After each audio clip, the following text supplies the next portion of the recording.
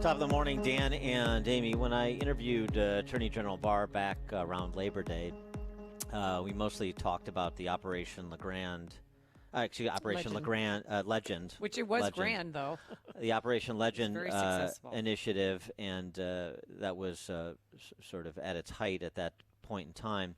But as we talk more globally, Barr sort of presented the two paths that America can choose, the fork in the road that's before us. And unlike Robert Frost's observation, the choice does make a difference.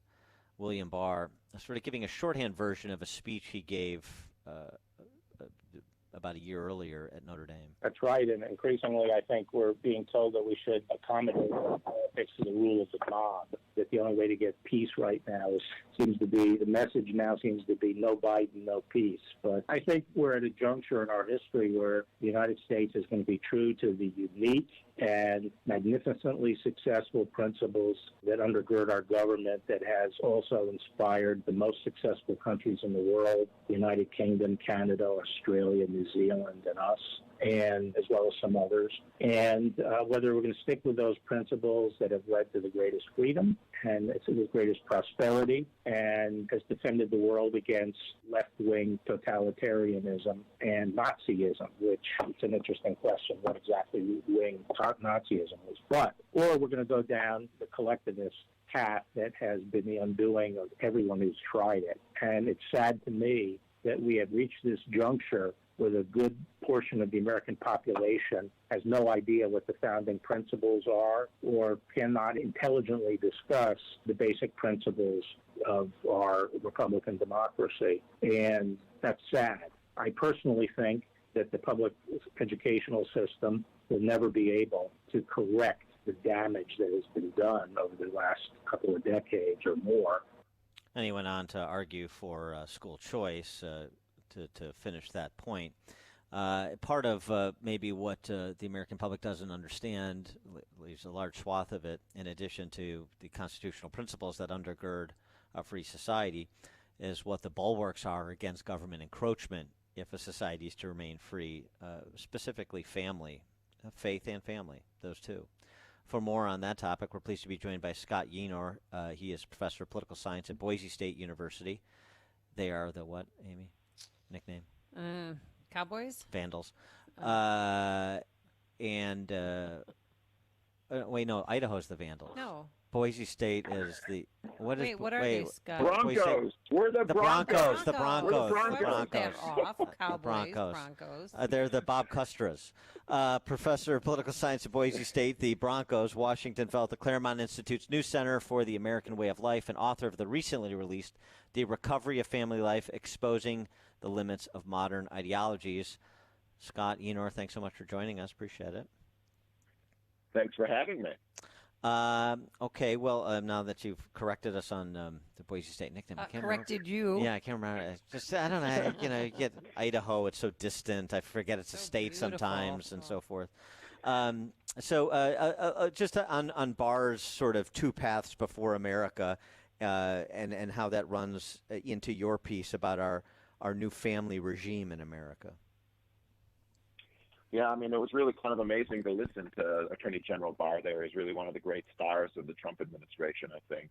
I think America has two paths when it comes to the family, too. We've been undergoing a great revolution in family life over the last two generations. I call it the rolling revolution.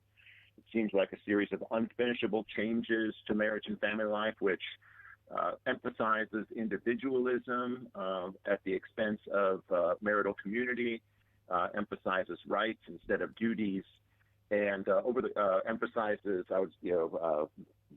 the sameness of men and women as opposed to the differences.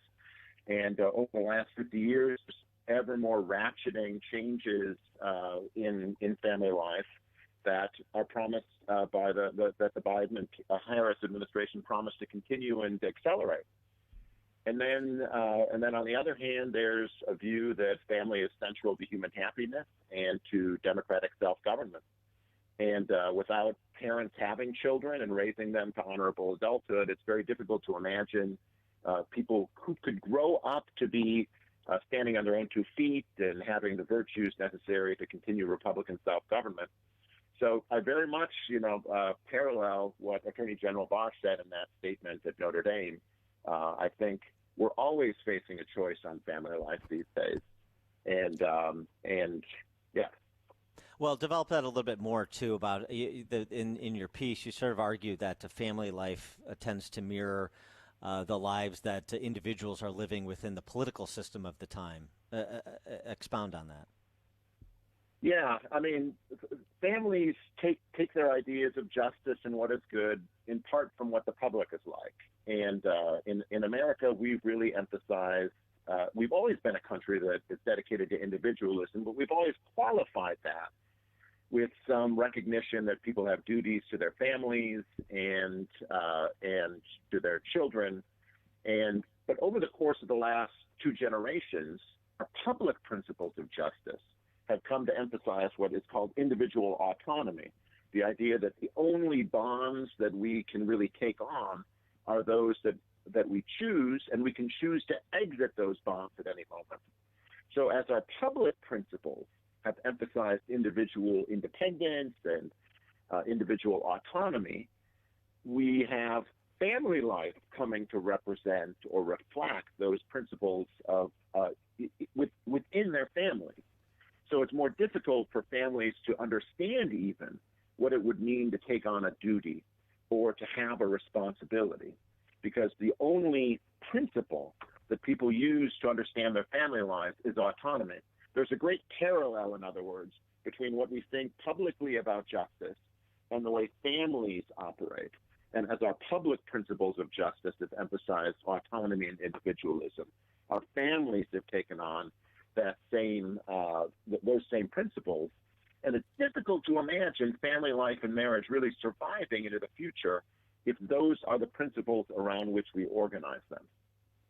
Ross Douthat, the New York Times columnist, of course, wrote a recent piece where he argues that our society's future would be radically different if people simply had as many kids as they desired. And he references an interesting paper from a few years back, Car Seats as Contraception, where 2 economists argued that car seat requirements delay and deter the arrival of the third child, especially because normal back seats won't hold 3 car seats. So you basically can't have a third young kid in America unless you upgrade to a minivan. Those requirements may save lives, but they also prevent that third child in a sense. And he argues our society is not exactly more hostile to children than societies in the past. For example, once an American child is born, her girlhood will be safer from all manner of perils than the childhoods of the 1980s, let alone the farm and factory past. But this protectiveness coexists with a tacit hostility towards merely potential children who might exist, children who are imagined when people ask about their ideal family size, but who, for all kinds of reasons, are never conceived or never born. And he argues that we lack sort of a moral framework for talking about this problem of the kids that people want when they conceive ideal family size, but they don't have for reasons economic, cultural, and other. Yeah, I've always been of the opinion that that's a bit of a red herring, and for the following reason. It's a real question of where people value having children and having a marriage. Like, how much do they prioritize it in their lives? And so though people do say that they would like more children than they have, it's also true that both opinion surveys and I think good observation of how people operate show that they delay marriage. Now the average age of first marriage is around 30 for men, 28 for women, and that's up 7 or 8 years from previously. That has nothing to do with car seats.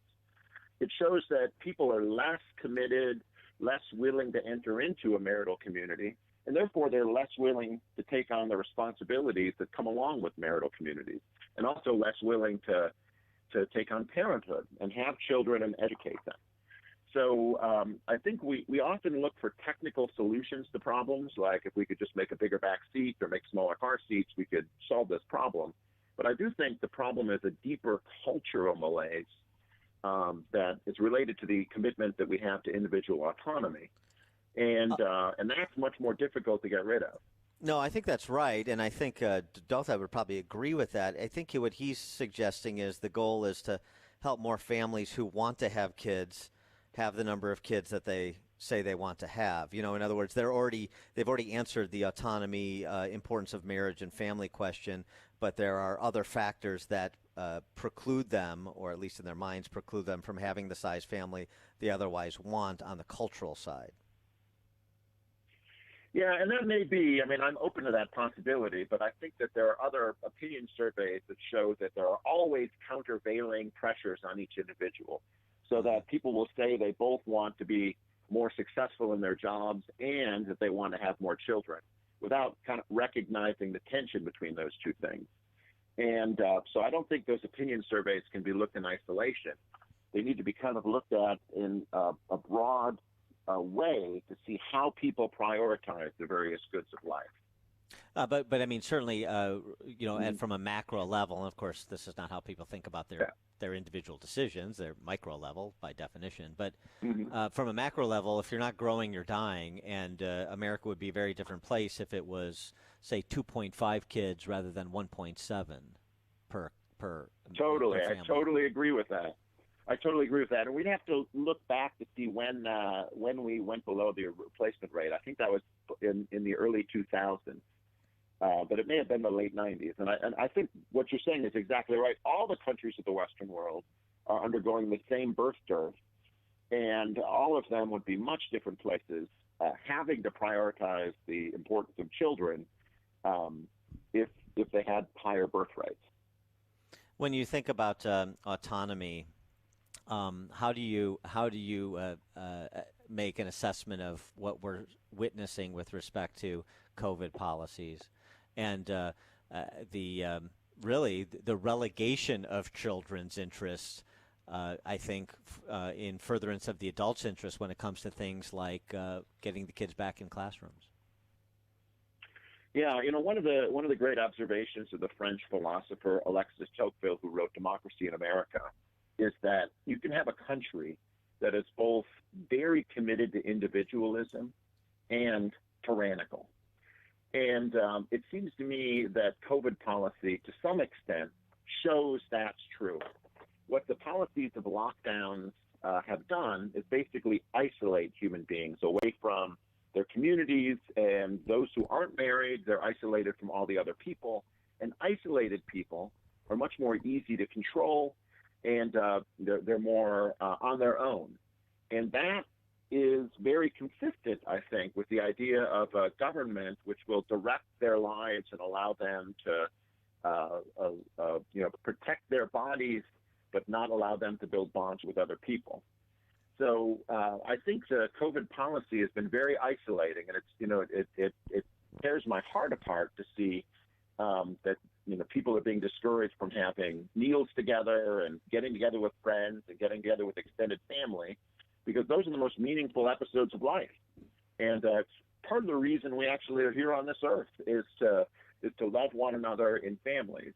And the COVID policy, by breaking down the bonds of the family, has made it much more difficult to form communities, to form marriages. I mean, if I could just give another example of that, on college campuses, it's very difficult to date because the students are isolated, they're discouraged from getting together, and that really means that it's more difficult to find a mate. And it's one of the places where it's more easy to find mates over the course of time. So people working away from at home, away from work, more difficult to get married and find mates. And so I think it's really complicated, the ability to form marriages, to sustain them. But it's a commitment to autonomy that is consistent with a kind of soft despotism that we've come to have. Scott Yenor, professor of political science at Boise State University, Washington Fellow at the Claremont Institute's new Center for the American Way of Life, and author of the recently released The Recovery of Family Life, Exposing the Limits of Modern Ideologies. Professor Yenor, thanks so much for joining us. Appreciate it. Well, thank you for having me, and have a good day, guys. Thanks, and he joined us on our Turnkey.pro answer line. The stories you need to know to start your day. This is Chicago's Morning Answer on AM 560. The Answer. Allstate now has deeper savings, and deeper savings require deep thoughts and a deep voice. like mine. Save for being a new customer. Save more for adding DriveWise. And save even more for driving safely. Visit Allstate.com or contact your local agent for a quote today.